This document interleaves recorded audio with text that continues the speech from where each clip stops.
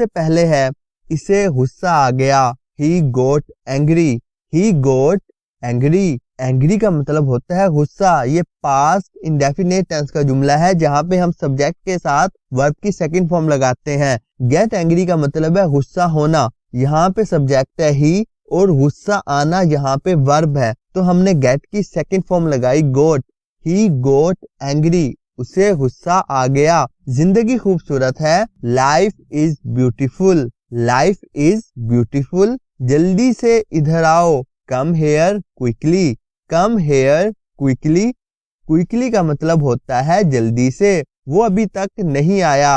He has not come yet, he has not come yet. ये present perfect tense का जुमला है जहाँ पे हम सब्जेक्ट के बाद हैज या हैव का इस्तेमाल करते हैं और एंड पे वर्ब की थर्ड फॉर्म लगाते हैं। ये क्योंकि नेगेटिव सेंटेंस है, वो अभी तक नहीं आया, तो हैज के बाद हम नॉट का इस्तेमाल करेंगे। अगर हमारे पास सब्जेक्ट ही, शी, इट या सिंगुलर नाउन होगा तो हम उसके बाद हैज लगाएंगे।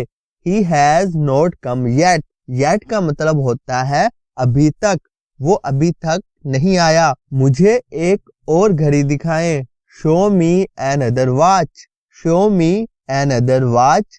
मेरे साथ रहो, be with me, be with me. हमेशा वक्त के पाबंद रहें, always be punctual, always be punctual. गरीबों की मदद करें, help the poor, help the poor. Poor का मतलब होता है गरीब। मैं थोड़ी देर के लिए बाहर जा रहा हूँ, I am going out for a while, I am going out for a while. A while का मतलब होता है थोड़ी देर के लिए या कम वक्त के लिए। जब मैं बोल रहा हूँ खामोश रहो, be quiet while I am speaking, be quiet while I am speaking. मुझे मदद की जरूरत है, I need help, I need help. जल्दी करने की जरूरत नहीं है, there is no need to hurry, there is no need to hurry. Hurry का मतलब होता है जल्दी। मुझे कम मत समझो, don't underestimate me, don't underestimate me या do not underestimate me. Under estimate का मतलब होता है कमतर समझना। आपका घर कितना दूर है, how far is your home, how far is your home. मैं किससे पूछूं, whom do I ask, whom do I ask. Next है, तुम इतना सुस्त कैसे हो सकते हो, how can you be so lazy, how can you be so lazy. Lazy का मतलब होता है सुस्त होना।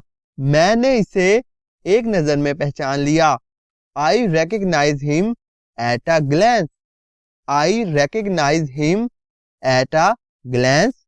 ये खुशी के आंसू हैं, these are tears of joy, these are tears of joy. वो अपनी आदत से मजबूर है, he is compelled by his habit, he is compelled by his habit. Compel का मतलब होता है मजबूर होना और हैबिट का मतलब है आदत। अभी भी ज्यादा देर नहीं हुई, it is still not too late, it is still not too late. आपको सब कुछ संभालना पड़ेगा, you will have to handle everything, you will have to handle everything. Have to का इस्तेमाल हम वहां पर करते हैं जहां पर कोई काम जरूर करना पड़ेगा। जैसे यहाँ पर आपको सब कुछ संभालना पड़ेगा, तो इसको हमने हैव टू से ट्रांसलेट किया, you will have to handle everything.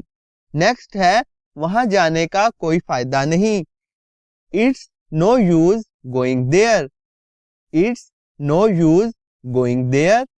मुझे कोई एतराज नहीं है, I have no objection, I have no objection.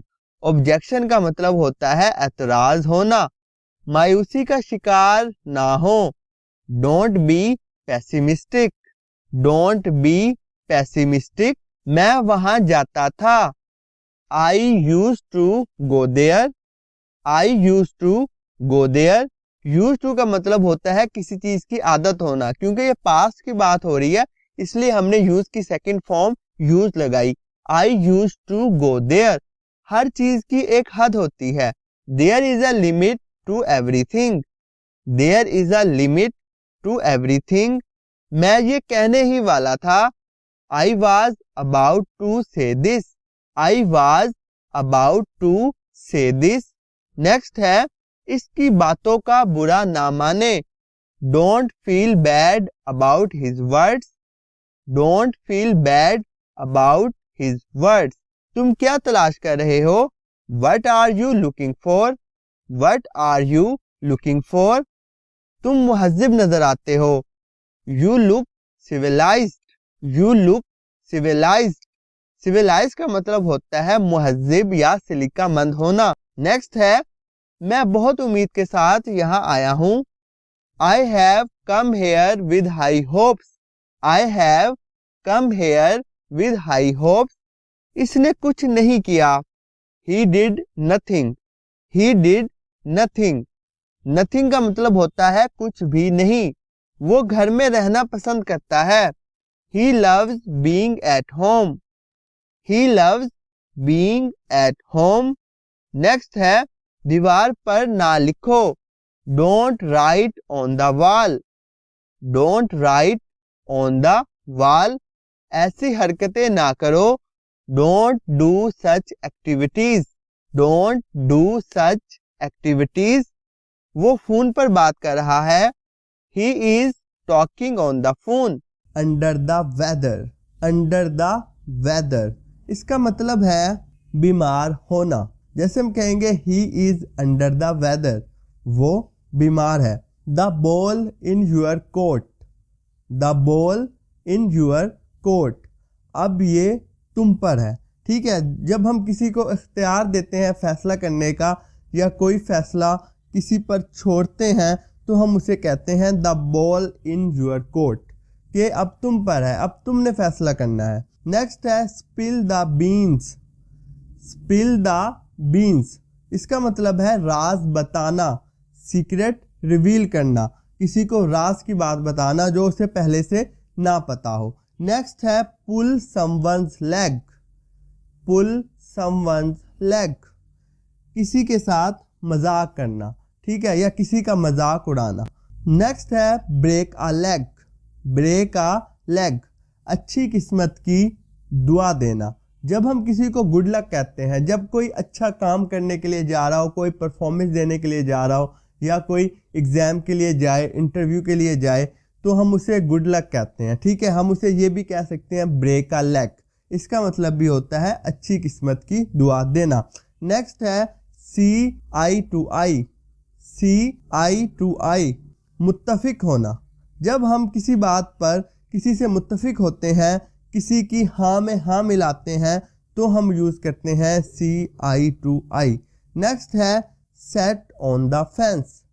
Set on the fence फैसला ना कर पाना। मतलब किसी चीज़ के बारे में जब हम कोई फैसला नहीं कर सकते कि वो अच्छा है या बुरा है, ठीक है, तो ये इडियम इस्तेमाल किया जाता है set on the fence. Next है through thick and thin. Through thick and thin हर सूरत में वफादार रहना, चाहे जैसे भी हालात हों, मुश्किल हालात हों, आसान हालात हों, ठीक है, किसी भी किस्म के हालात हों, उसमें एक दूसरे के साथ वफादार रहना थ्रो थिक एंड थिन कहलाता है। नेक्स्ट है कम रेन और शाइन। कम रेन और शाइन जो भी हो, इसका मतलब होता है किसी भी सूरत में, किसी भी हालात में ये काम, ये प्रोग्राम जारी रहेगा। कम रेन और शाइन। नेक्स्ट है go down in flames. Go down in flames नाकाम होना। इसका मतलब होता है नाकाम होना, कोई प्लानिंग कर कर नाकाम होना या बिजनेस वगैरह में नाकाम होना। नेक्स्ट है होल्ड वाटर। होल्ड वाटर मुअस्सर होना, फ़ायदेमंद होना। To keep at arm's length. To keep at arm's length दूर रखना, किसी चीज़ से अवॉइड करना। To end in smoke. To end in smoke रायगां जाना, किसी चीज़ का ज़ाया हो जाना, किसी चीज़ का रायगां चले जाना, to blow one's on trumpet, to blow one's on trumpet, अपने मुंह में या मिट्ठू बनना, अपनी तारीफ खुद ही करना।